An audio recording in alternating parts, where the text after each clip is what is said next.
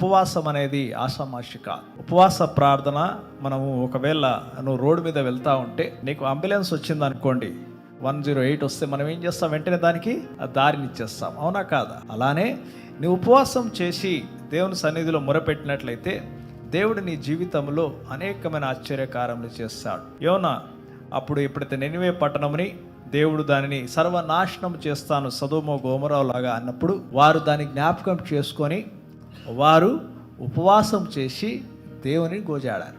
అప్పుడు దేవుని నిర్ణయాన్ని మార్చుకున్నాడు. ఒకవేళ దేవుడు ఒక నిర్ణయం నీ జీవితం మీద తీసుకోవచ్చు. దేవుడు దీన్ని నీ జీవితం ఇలానే ఉండాలి అనే ఒక నిర్ణయం తీసుకోవచ్చు. ఆ నిర్ణయమును కూడా మార్చే శక్తి దేవుడు నీకు దయచేశాడు. హల్లెలూయా.